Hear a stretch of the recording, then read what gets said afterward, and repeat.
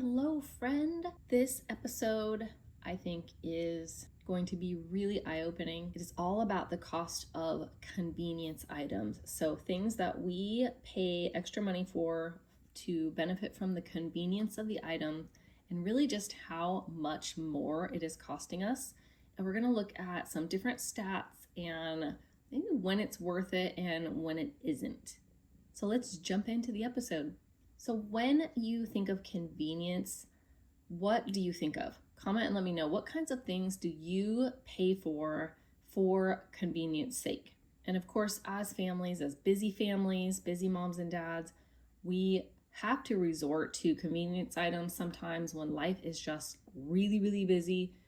You know what I'm talking about. There are just seasons in our lives where sometimes we've got to pay for a little convenience.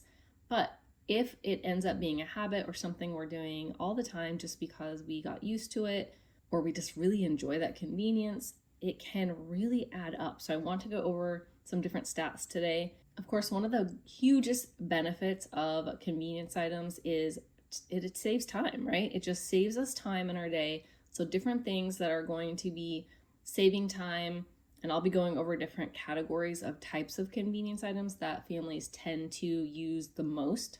But it's really anything that saves you time, that's the intention.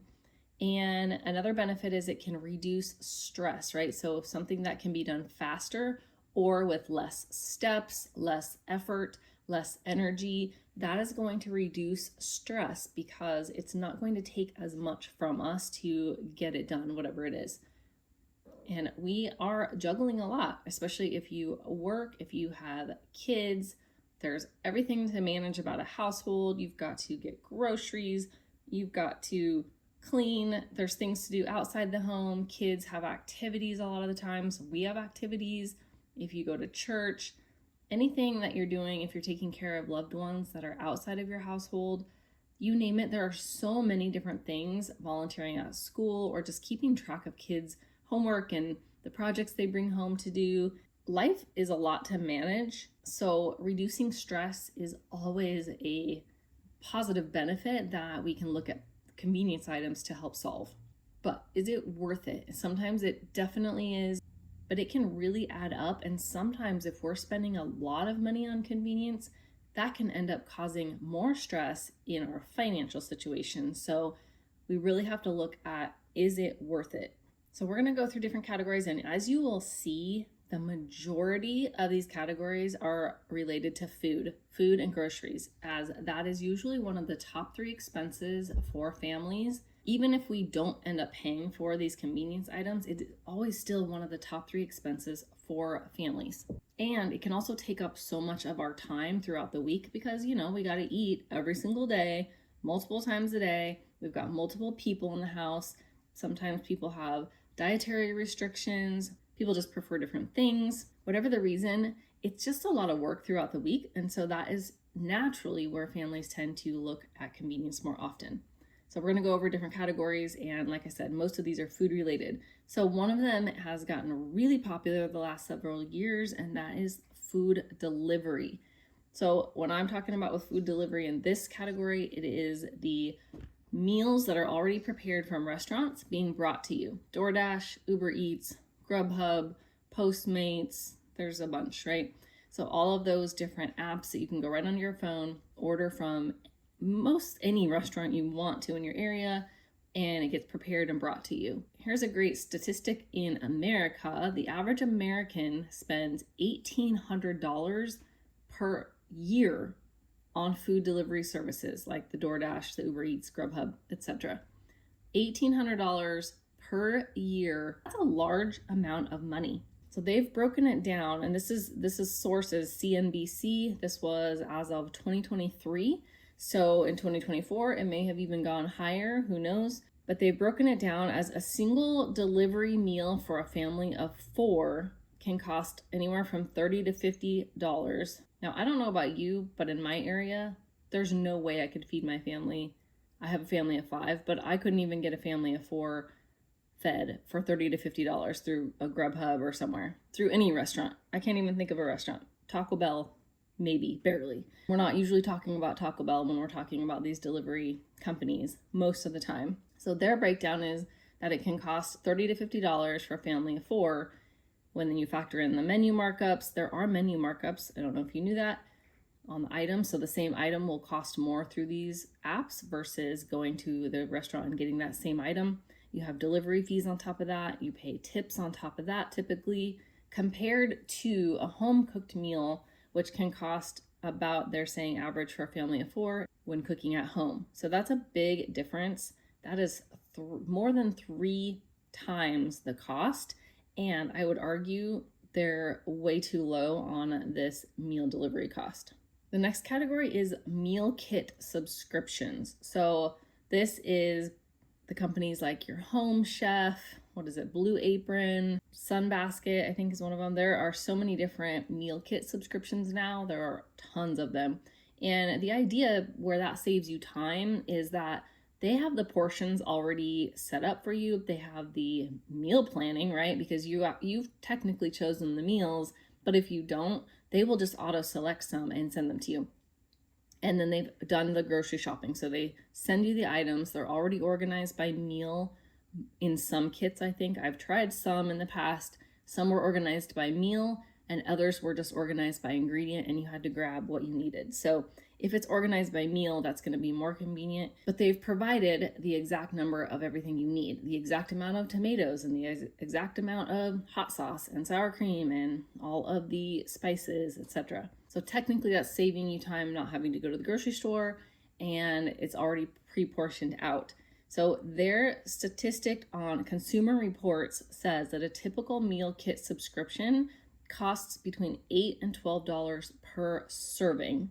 So not per meal, per serving, meaning a family of 4 will pay 4 times that, $32 to $48 per meal. Whereas if you prepare a meal at home, your average is about $4 to $5 per serving. Typical families spend between $100 and $150 every single week for these meal kits, which is only a few of your meals, usually a few dinners a week. And you still, of course, have to buy your groceries for all the rest of the meals, all the rest of the dinners, and all lunches and breakfasts for the week. Whereas you can turn around and take that same $100 to $150 and actually, if you are a budget conscious shopper, like I talk about on the podcast all the time, you can take that same $100 to $150 and actually get all of your groceries for the entire week's meals, all 3 meals of the day. Any snacks, anything that you buy can be done in that same amount of money that these 3 dinners cost you. And I don't know about you, but when I have tried the meal subscription kits, they took a ton of time to make. Maybe I'm just slow, I don't know, but there were so many more steps and ingredients than I would normally include in our meals. And it just took me a lot of time. So I didn't really feel like I was, in the end, saving any time at all, but I was spending a lot of money. The next area is prepackaged grocery items. So this can be anything that you find, for example, in your produce section where they've already made things for you, like salad kits, or they've sliced up like the fruit trays, veggie trays, anything where there's pre-chopped veggies that you can just throw in and cook, or dinners like the chicken and veggie kebabs that they make for you, or sometimes they have those kits where you can build hamburgers with the tomatoes and the onion and the lettuce is all there together, sliced up in one convenient package. So that would be in the meat department. So anything that they have packaged up for you, this isn't the individually priced like processed foods, snacks, and things. Those, of course, are also, you're paying for convenience there. So here's a statistic from the source called The Kitchen, KITCHN. In 2023, pre-packaged items like your salad kits, sliced fruit, anything that the store has done for you, pre-chopping the veggies, can cost up to 300% more than just buying the whole ingredients and cutting them yourself. They give an example of a bag of pre-chopped lettuce, which they're saying costs about $4 to $5 for a bag, whereas you can just buy a head of lettuce and cut it yourself, and that's going to be $1 to $2. All right, and then we have delivery fees for groceries. So this is going to be like Instacart, Amazon Fresh, Shipped, which is Target's company, Walmart delivery, any of the grocery delivery services where they are shopping for the groceries for you and they are bringing them to your house. So a lot of times there is a $10 delivery fee that's included, and about 10 to 20% in markups on the items that you purchase, according to the New York Times. And I know with some of these, at least with Instacart and Amazon Fresh, you can also, they're encouraged to add on tips as well. So costing even more money for it to be brought to you. So New York Times is stating this costs families around $400 to $700 per year for the convenience of having food delivered. And I know you can get annual fees where you can get it delivered as many times during the year as you want for the amount that you pay for an annual fee, but the tips will still be on top of that, as well as the markup on each individual item. I know we tried this through Instacart when COVID was going on, doing delivery from Costco. And I track the things, I know what we buy normally and I know how much they are. And I could not believe the prices of the individual items that we always buy when I was trying to get them through Instacart.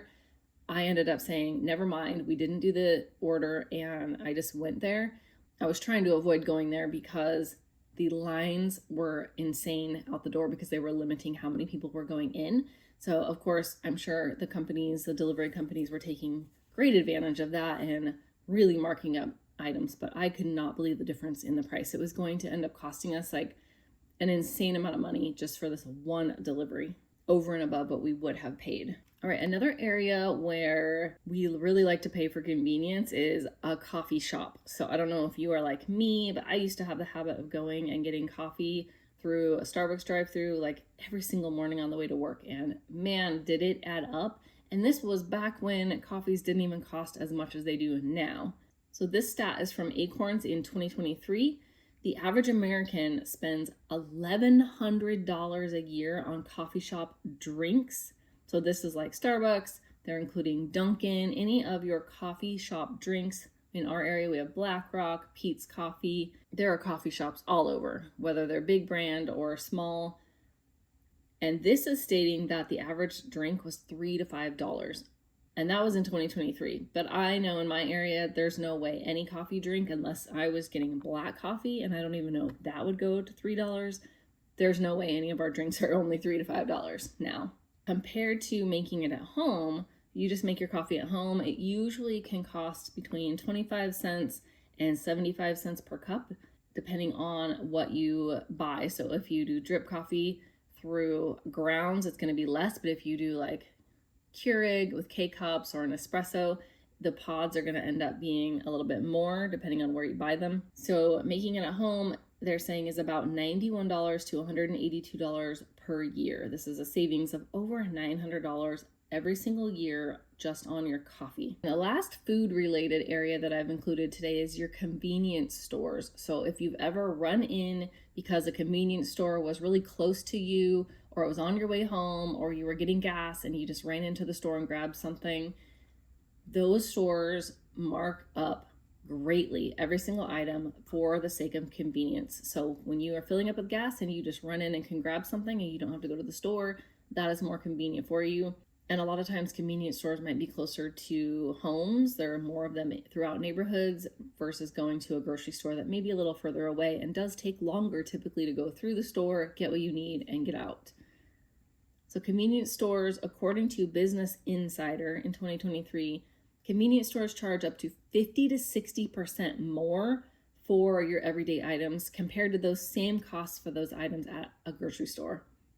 So they've given an example of a gallon of milk at a convenience store might cost $5 compared to $3 to $3.50 at a grocery store. And actually our gallons at a grocery store would cost just under $3 if they're not on sale for your basic, generic brand. But I think at our convenience store close to us, it's actually a little more than $5. So it can be as much as like twice the cost, as they're saying, 50 to 60% more.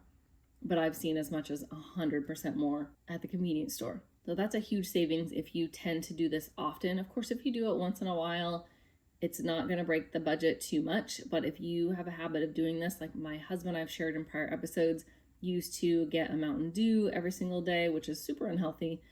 That's beside the point. Most things at convenience stores are not that healthy anyway. He would go every day and get a Mountain Dew on his way home or sometime in the middle of the day while he was working. And over time, we realized just how much that added up. And of course, so did the daily coffee that I was getting at Starbucks, although he was also getting a coffee usually on his way to work too.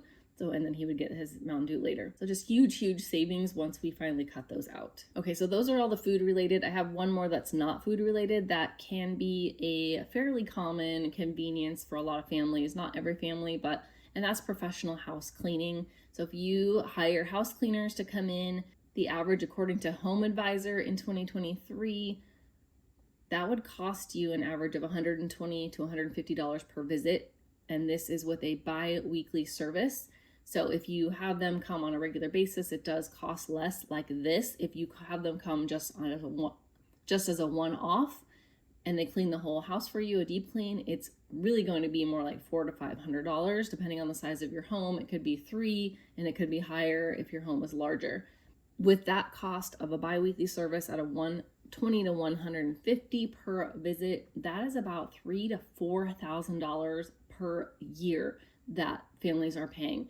So I know this is a low end in our area, very low end, and it would be more the cost if you had them come weekly, which means you'd be paying double that per year. Okay, so overall statistic that I found in the United States, in America, Americans spend $1,500, $1,497 per month on convenience-related expenses. Per month, $1,500 per month. That is my mortgage. Could not buy another house for the amount that the average American spends on convenience in a month.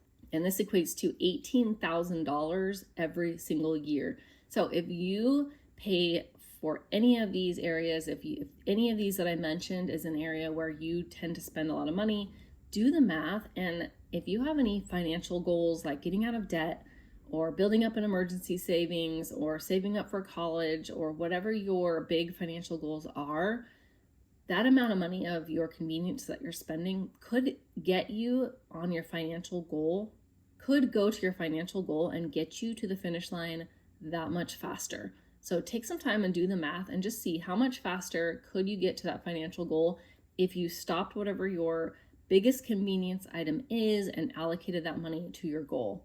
So when can convenience be worth it? Of course, convenience is worth it when we truly have to cut down the time something is going to take.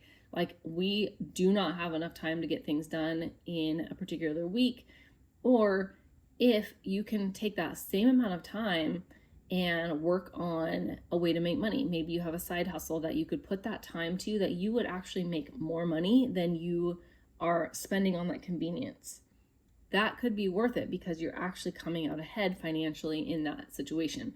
But a lot of people are not doing that. They are paying for the convenience so that they can rest on the couch instead of making dinner. They can have dinner delivered and they can chill and watch TV.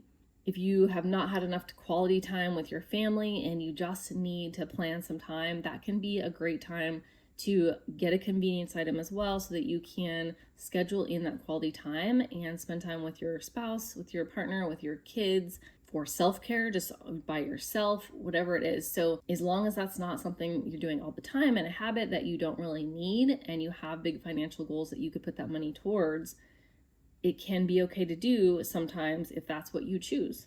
Another time is those stressful periods when there's too much going on. Maybe there's a crisis going on. Maybe there's health issues, mental health issues, physical health. Maybe you just had a baby and you are in that postpartum recovery period and you need some extra help. Maybe you're taking care of a loved one, just something happened, you had a flood in your home. I mean, there's all kinds of stressful periods that we go through. And that can be a great time to rely on convenience just to get you through those periods. And then another time can be when it prevents waste. So yes, there are times where, like I had mentioned, getting that prepackaged tomato, onion, lettuce, kind of that kit for making hamburgers, that could end up costing you less and preventing more waste than buying a whole onion and a whole tomato and a whole thing of lettuce if you just need a little bit that's in that package. And that may end up costing you less to get that little kit of the fixings for a hamburger versus buying all of the individual items. So in times like that where it prevents waste and it actually costs less money, that's where that convenience can also be worth it. So there are definite times in our lives to use convenience and where it's worth it to pay more. I just encourage you to look at, are there any areas of convenience that you are relying on just too much, more than you really need to, and you have big goals you would like to put that money towards. Just kind of think about that and assess. And it's completely your choice. There's nothing wrong with paying for convenience all the time. If you have the money, if you can afford it, if your financial goals are being met just fine, and that's what you choose to do with your money, by all means, keep going. It's just if it's something where you need to find some additional costs, additional savings in your budget, this is an area to look at. So I hope that was kind of enlightening. I hope brought some stats that maybe you didn't really know about, and just some things to think about and to really do the math and add up. How much are you and your family spending on convenience? I would love to know, where is your biggest area that you pay for convenience? For our family, the top area I would have to say would be the prepackaged grocery items. Sometimes I just don't have the time to do the slicing myself, and I buy something that's already prepared, or because I don't want to buy all the individual items and do the work, and it's going to actually cost less to just buy the little kit. So that is where we would utilize it the most. And I would add, if we had all of our financial needs met, all of our goals, and just an endless supply of money, the number one area I absolutely would pay for would be professional house cleaning, because that is something I hate doing. My whole family does not enjoy doing it. I don't know any family that really does. I know there are some of those people out there that really do enjoy cleaning, but our family is not any of those people. So professional house cleaning, I would 100% invest in if I could. And right now we're choosing not to, but it's still on my goal list for someday. So I'd love to hear yours. Where would you invest if you could for any of these convenience items? Drop a comment and let me know. All right, that's it for today, and I will talk with you in a few days. Blessings to your family.